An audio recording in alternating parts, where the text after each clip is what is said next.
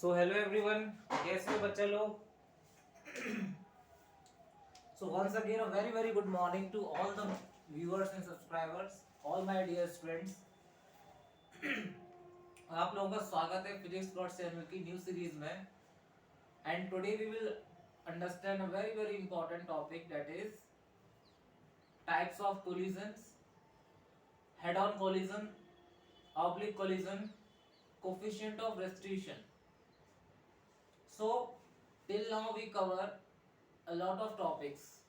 I hope every one of you revise the topics. देखिए, चीजें पढ़ना बहुत आसान है, लेकिन उसको रिवाइज करना ना वो भी बहुत जरूरी है. कोई चीज आसान कब होती है? जब हम उसको कंटिन्यूअसली रिवाइज करते हैं. अगर आप चीजों को रिवाइज नहीं करेंगे then you will forget. So it's my request to all the students, please focus and revise the topics again and again till you get the mastery. Okay, so we will start today elastic collision in one dimension. So मैंने आपको previous lecture में, आप लोगों ने अगर नहीं देखा तो प्लीज वॉच. मैंने आपको प्रीवियस लेक्चर में कई सारी चीजें बताई थी. Elastic collision, perpetual elastic collision, okay, partial elastic. So many things I told you in the previous lecture. तो वहां आपने एक चीज देखी होगी, collision. When two bodies collide, then whether it is a perfectly elastic collision, whether it is a partial elastic collision or perfectly inelastic collision, it depends on the nature of material through which a body made. किस material से body बनी है उस पर depend करेगा.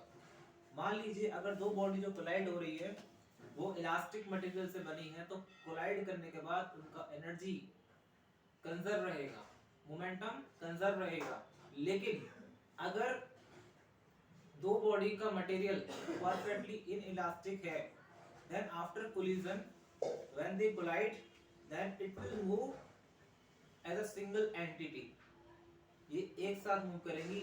इसके अंदर इतनी टेंडेंसी नहीं होगी बॉडी के अंदर कि अपनी शेप को वापस गेट कर सके. मतलब डिफॉर्म स्टेट में है ना, तो उसी कॉमन वेलोसिटी से मूव करेंगी. इनके अंदर इतना इंटरनल स्ट्रेस नहीं है कि ये अपनी शेप को दोबारा से रीगेन कर लें. That's why perfectly inelastic bodies में क्या होता है कि body after collision same velocity से मूव करती है. इसका मैंने पूरा का पूरा डिटेल एक्सप्लेनेशन आपको दिया था इन द प्रीवियस टॉपिक्स और प्रीवियस लेक्चर. ओके, सो किसी को कोई भी डाउट हो please do comment in the comment section. इसके अलावा हम लोगों ने बात की थी perfectly partial elastic.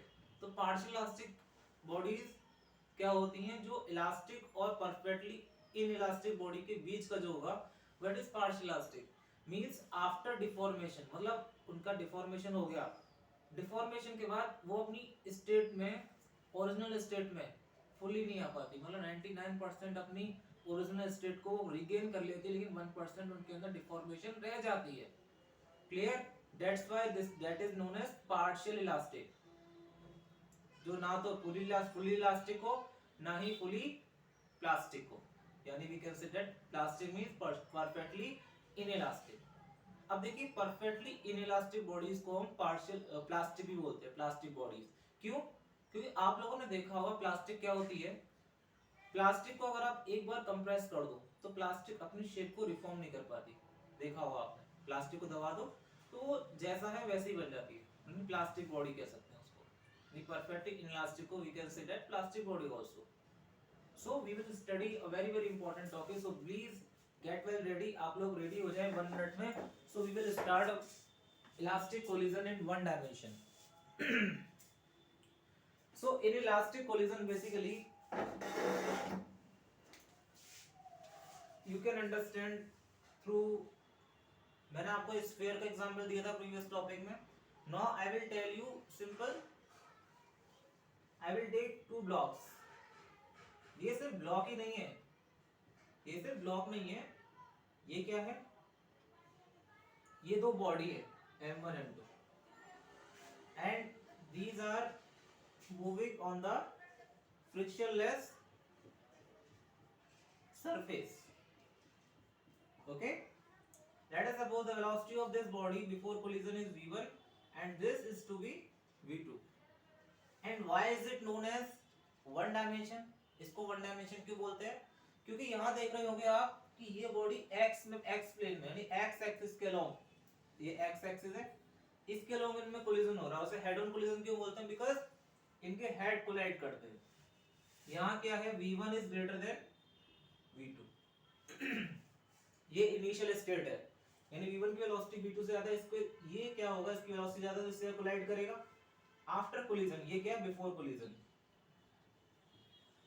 Before collision, clear. Collision के बाद इसकी वेलोसिटी, मैंने बोला था आपको, कोलिजन मींस मोमेंटम चेंज, इसका वेलोसिटी चेंज हो जाएगा, इसका वेलोसिटी चेंज हो जाएगा, इसकी वेलोसिटी बढ़ जाएगी, इसकी वेलोसिटी कम हो जाएगी। मैं यहां शो कर रहा हूं, यानी m1 ये मूव करेगा v1 डैश वेलोसिटी से, और ये हमें नहीं पता है कहां मूव करेगा, वो तो क्वेश्चन सॉल्व करेंगे तब पता चलेगा, v2 डैश, ठीक है। तो आपको थ्योरी लिख लीजिए, इसमें थ्योरी लिखना बहुत जरूरी है। राइट डाउन, कंसीडर, ये ड्रॉ कर लीजिए, ये इसे मान लीजिए ए, इसे मान लीजिए बी, ए और बी सिंबल है, सिंपल ये इसको डिनोट करे m1 को, बी बॉडी, यानी दो बॉडी ए और बी, ए बॉडी का मास कितना है m1 और बी बॉडी का मास क्या है m2। यहां मैं दिखा देता हूं, ये क्या है, स्टेट आफ्टर कोलिजन। तो इसमें आप थोड़ा सा नोट कर लीजिए, राइट डाउन, क्योंकि नोट करना बहुत जरूरी theory. Write down, consider two bodies, you can note down, consider two elastic bodies A and B, consider two elastic bodies A and B moving along the same line, moving along the same line to stop. The body A has a mass m1, the body A has a mass m1 and body B has a mass m2. Body A moves with a velocity v1 and body B moves with a velocity v2 initially. ये सब since v1 is greater than v2, note down, note करते रहिए, since v1 is greater than v2, so that the two bodies collide with each other. Clear? Let, you can write let v1 dash and v2 dash be the final velocities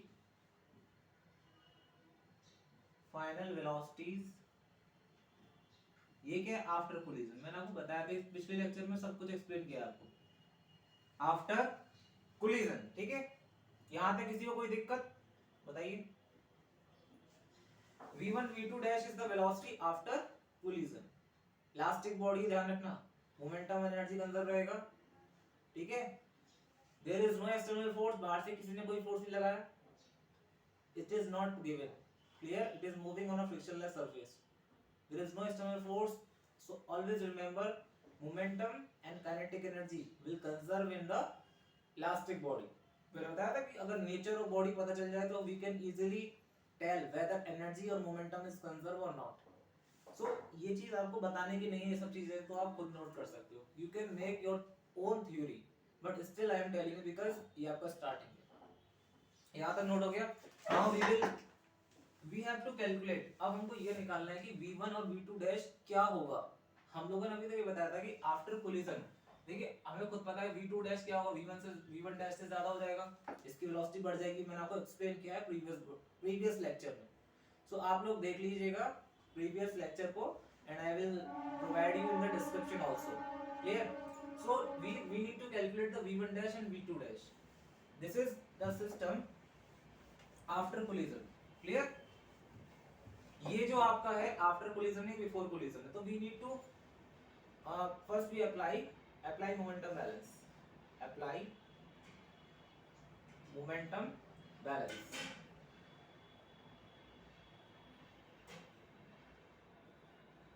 clear?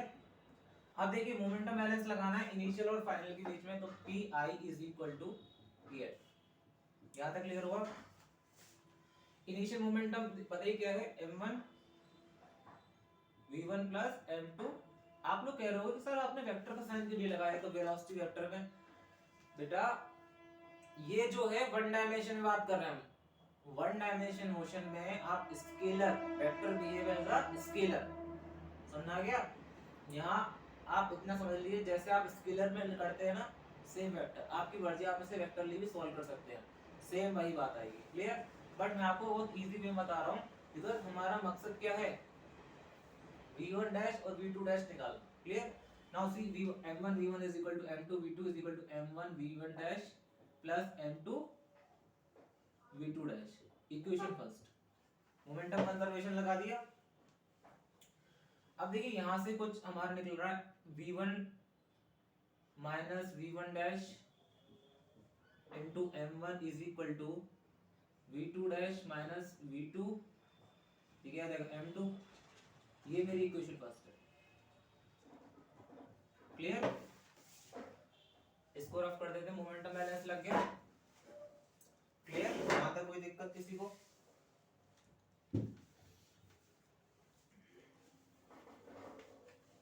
Note कर लीजिए, यहां तक momentum balance था, P I is equal to P F. Now we will apply energy conservation. देखिए energy यहाँ कितना होगा, apply energy conservation, apply energy conservation, apply energy conservation. आज थोड़ा तबीयत ठीक नहीं है इसलिए आवाज वैसे निकल रही, नो इश्यू। बट हम लोग क्या है, एनर्जी कंजर्वेशन लगाएंगे इनिशियली और finally. E I is equal to EF. Since friction is not present, then we can apply initial mechanical energy is equal to final. तो देखिए इनिशियल क्या रहेगा, half m1 v1 square plus half m2 v2 square is equal to final half m1 v1 dash square plus half m2 v2 dash square. Clear? देखिए half से half cancel हो गया, समझ आ गया? अब देखिए यहाँ मैं आपको एक इंपॉर्टेंट चीज बता रहा हूँ कि हम लोगों को रिलेशन निकालना है v1 dash in terms of v1 v2, because हमको यही पता होगा इनिशियली, ये आपको निकालना है। देखिए यहाँ से क्या हो जाएगा, हम इसको इधर ले जाएंगे, m1 कॉमन ले लेंगे, we will take this side, ये क्या आएगा v1 square minus v1 dash का square is equal to m2 v2 dash का square minus v1 square, sorry v2 square. Clear? कहीं दिक्कत ना हो, कोई गलती ना हो, प्लीज चेक। यहां से क्या मिलेगा, देखिए दिस इज इक्वेशन 2, समझ आ गया? अब अगर मैं इक्वेशन 2 को इक्वेशन 1 से डिवाइड कर दूं, क्लियर, तो बताइए क्या आएगा, जस्ट टेल मी क्या आएगा, सोच के बताइए, कैलकुलेट करिए। What will you get when you divide equation second by equation first? बताइए।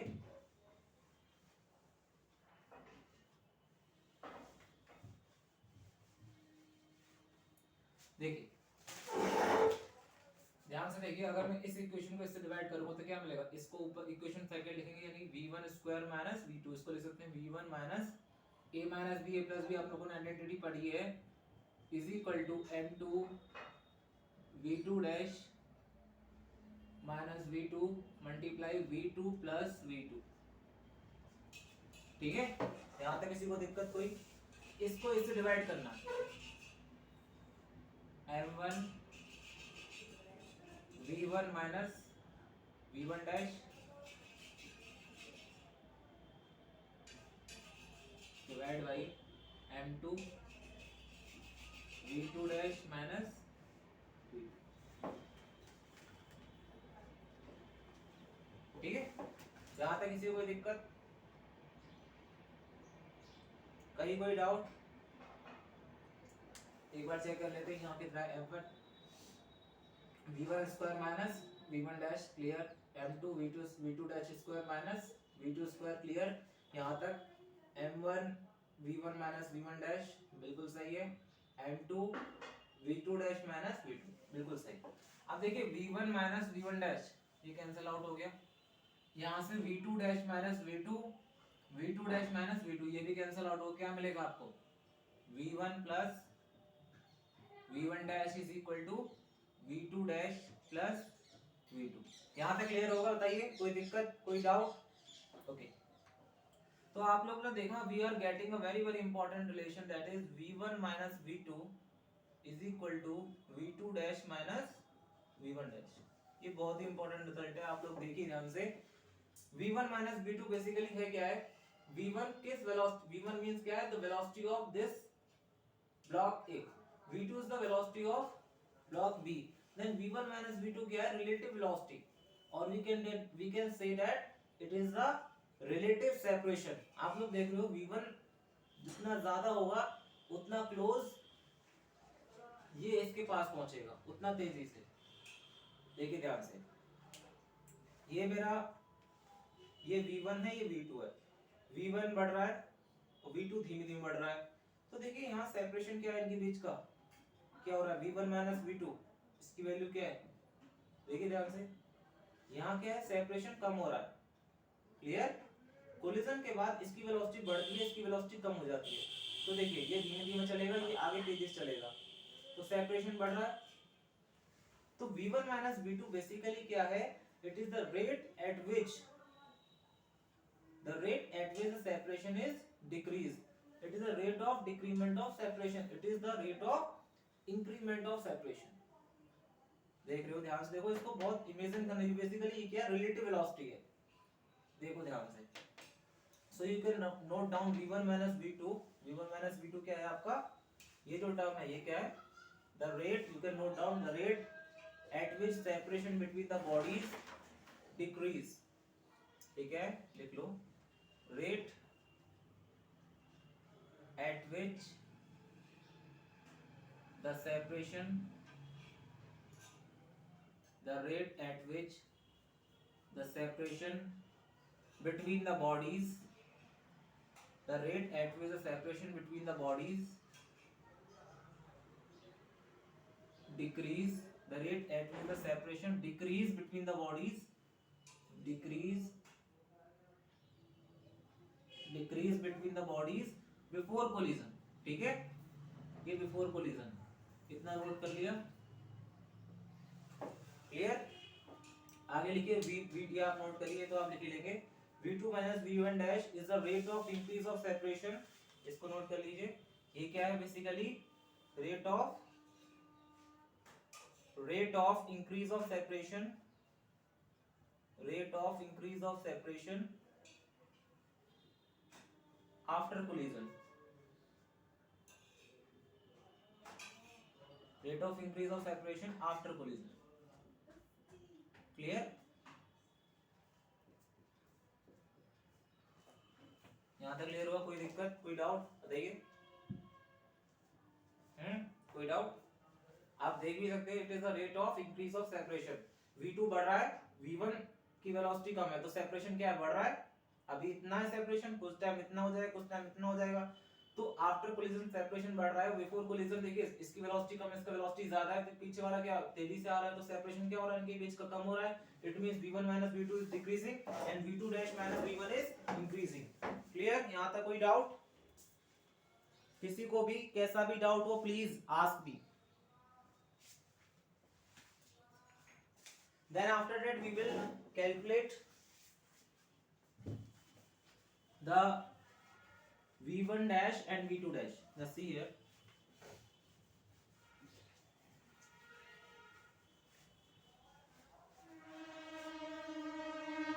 यहां से हम लोगों ने एक रिलेशन ये निकाला है, एक हमारा जो इक्वेशन आया था m1 v1 plus m2 v2 is equal to m1 v1 dash plus m2 v2 dash, equation first. देखिए ध्यान से, एक रिलेशन मिला हमको v1 minus v2 is equal to m1 dash minus v1 dash, equation second. यहां तक clear हुआ? अब देखिए ध्यान से, अगर मैं इस इक्वेशन में m1 का मल्टीप्लाई कर दूं, इस इक्वेशन में m1 का मल्टीप्लाई करिए both side, left and right side, और इसको ऐड कर दीजिए इसमें। तो देखिए इसको आप ऐड करेंगे, यानी कि दिस इक्वेशन ऐड करेंगे तो क्या होगा? देखिए m1 v1 लिख लेते हैं पहले यहाँ पे, m2 v2 is equal to m1 v1 dash plus m2 v2 dash. यहाँ इस इक्वेशन को ऐड करेंगे, आएगा m1 v1 minus m2 sorry m1 v2 is equal to m1 v2 dash minus m1 v1 dash. यहाँ तक clear हो? तो हल्का सा भी अगर कंसेप्ट इधर से उधर हुआ, डेरिवेशन गलत हो जाएगा। ध्यान से इसको ऐड करना है, सबको ऐड कर दो। तो देखिए माइनस m1 v2, कुछ कैंसिल हो रहा है? देखो ध्यान से, नहीं हो रहा। m1 v2 dash clear, m1 v1 dash. देखिए यहां से अगर मैं इसको ऐड करूंगा तो ये चीज कैंसिल आउट हो जाएगी, ठीक है। अब देखिए यहां से क्या आएगा? v1 m1 v1 plus m1 v1 is जाएगा 2m1 v1। यहां से v2 कॉमन हो जाएगा, तो v2 इज कॉमन, क्या आएगा? m2 minus m1 is equal to क्या आएगा? v2 डैश ब्रैकेट में m1 प्लस m2। क्लियर? यहां से v2 डैश की वैल्यू क्या आएगी? देखिए 2m1 v1 divide by m1 plus m2 minus m1 minus m2 v2 divide by m1 plus m2। ये रिलेशन आ गया आपका v2 डैश का। क्लियर? अब इसी तरह आप लोग v1 डैश का निकालेंगे। आप लोगों का होमवर्क है, मैं आपको हल्का सा हिंट दे रहा हूँ। क्लियर? हिंट ये है कि अभी जैसे मैंने m1 का मल्टीप्लाई किया था, इसमें इसी इक्वेशन में m2 का मल्टीप्लाई करना है। इस बार m2 का मल्टीप्लाई करना and subtract this equation minus this equation करना, और m2 का मल्टीप्लाई करना इस इक्वेशन में। देन यू, मैं चाहता तो खुद भी कर सकता था, लेकिन मैं चाहता हूं कि आप लोग करना सीखें। आपको हैबिट में आना चाहिए, पेन पेपर चलाना और दिमाग चलाना आपके हैबिट में आना चाहिए, डेरिवेशन को करना। क्लियर? आपका माइंड भी बहुत शार्प होना चाहिए, ताकि कभी आप भूले नहीं। जब ड्राइव कर लेंगे तो कभी नहीं भूलेंगे। ये चीज बच्चे याद कर लेते हैं। बताओ कुछ है याद करने में? कुछ नहीं करना। इसमें m2 का मल्टीप्लाई करना दोनों साइड, और इस इक्वेशन में से इस इक्वेशन को सब्ट्रैक्ट करना है इस बार। Then you will get the value of v1 dash. मैं लिख दे रहा हूं, आप नोट कर लीजिए, बहुत आसान है। आपका v2 डैश मिल गया, कितना रहा है आपका? 2m1 v1 upon m1 plus m2 minus m1 minus m2 v2, बिल्कुल सही है, m1 plus m2। In the similar way you can easily calculate, आप लोगों का होमवर्क है, you need to calculate the v1 dash. मैं लिख रहा हूं वैल्यू, उसकी आप नोट कर लेना। m1 माइनस m2, ये याद नहीं करना, ठीक है, आप लोग करेंगे खुद ही सॉल्व, अपॉन m1 प्लस, और नहीं आए तो please write me in comment section, I will provide you the solution also, but I want that you all try। आप लोग ट्राई करेंगे तभी कुछ आएगा। क्लियर?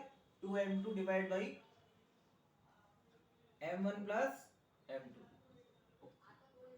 यहां तक क्लियर हुआ? ये तो एक्सप्रेशन है ना, बहुत ज्यादा इंपॉर्टेंट है, but you are not suppose to crack.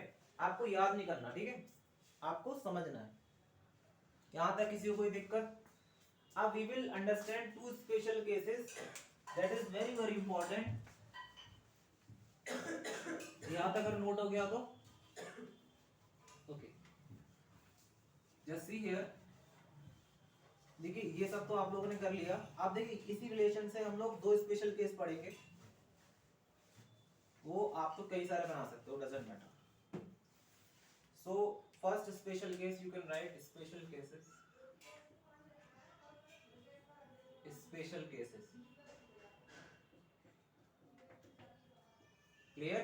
पहला स्पेशल केस क्या है कि फर्स्ट बॉडी का मास बहुत ज्यादा है सेकंड बॉडी से, यानी हैवियर बॉडी। इसका मतलब क्या है? Heavier body, heavier HAV, heavier body collide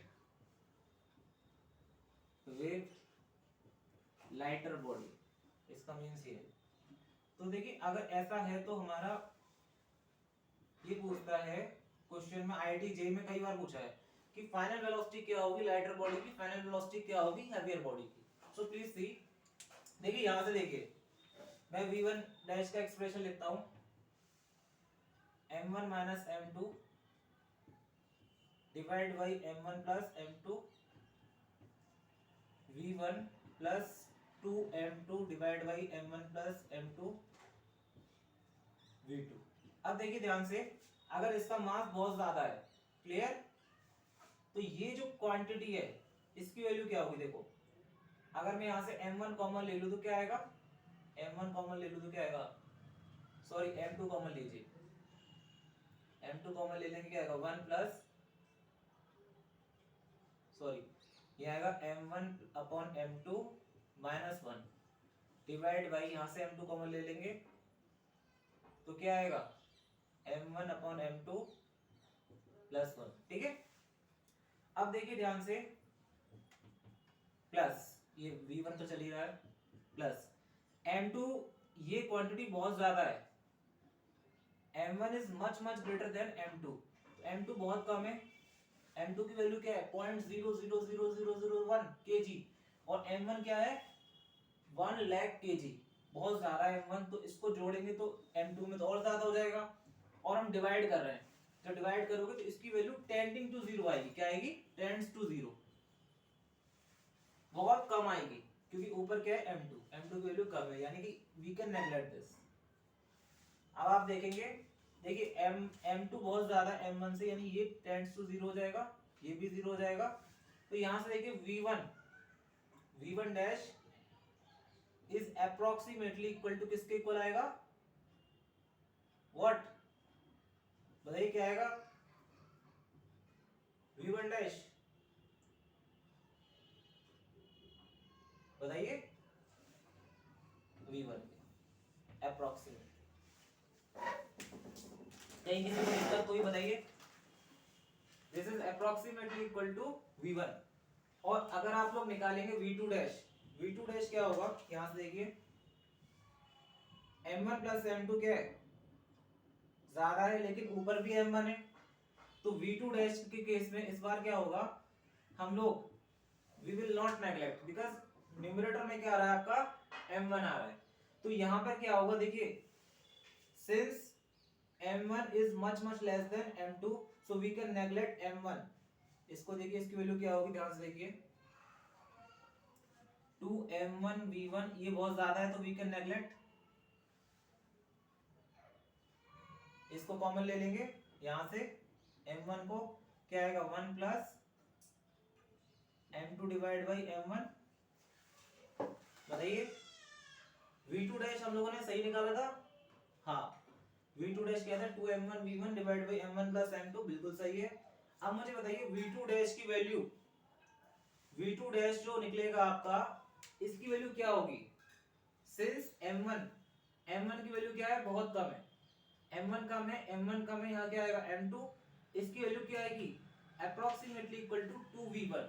अगर मैं यहां बात करूं तो यहां क्या आएगा, इधर क्या आएगा, देखिए ध्यान से, अगर आप इसको सॉल्व करेंगे, when you solve this then v2 dash क्या आएगा आपका 2v1 माइनस v2, ये अप्रोक्सीमेटली रिजल्ट है, क्लियर है, ये कब है, when a heavy body collides with a lighter body, तो v1 dash is approximately equal to v1 and v2 dash is approximately equal to 2v1 minus v2।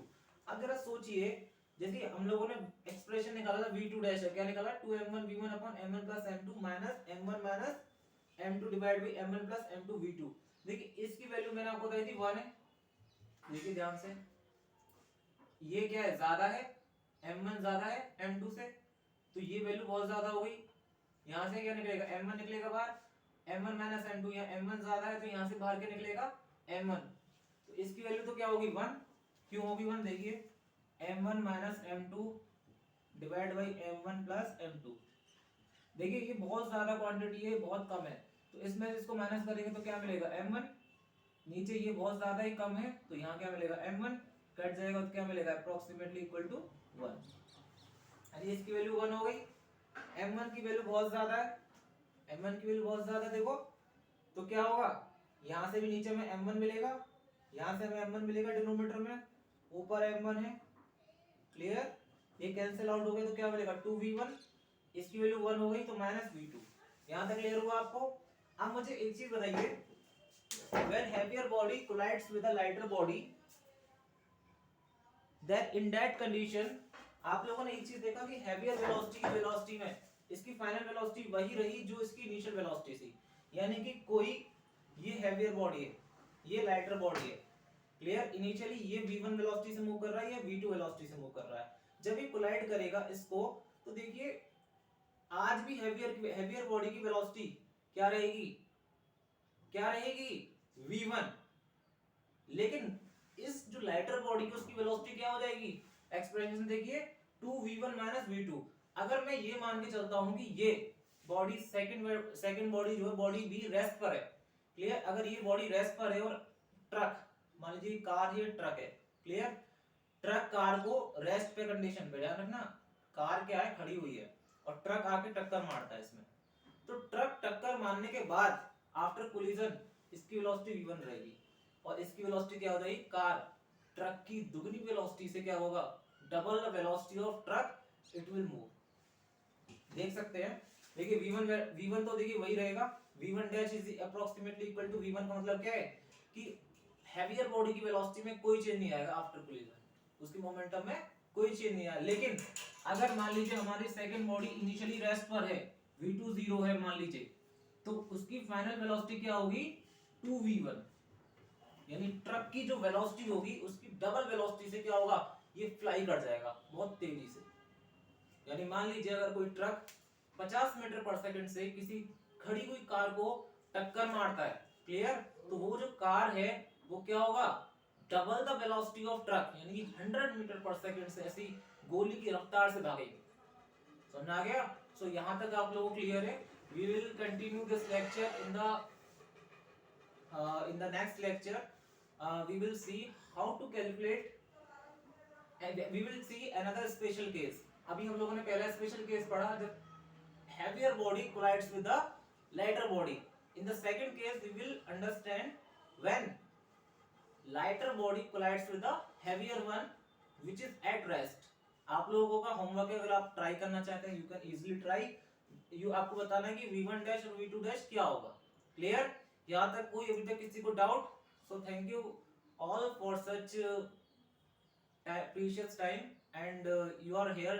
I am always be with you. Please ask your doubt in the doubt session group. कोई भी doubt हो किसी email करिए, WhatsApp करिए, मुझे call करिए, परेशान करिए मेरे को, मुझे कोई दिक्कत नहीं है। Clear, because I am here for you. आपको कोई भी प्रॉब्लम हो, कैसी भी प्रॉब्लम हो, try to discuss with me, क्योंकि डिस्कस करने से ही क्या होते हैं, समाधान निकलते हैं। So once again a very very thankful to you for your time and for your focus and for giving me your precious time. I am so helpful and so glad. मैं बहुत खुश हूँ आप लोगों को पढ़ाकर, क्योंकि मैंने आपको पहले बोला I can teach you physics but I can't be the God because you are the God. We are growing, you are growing and we are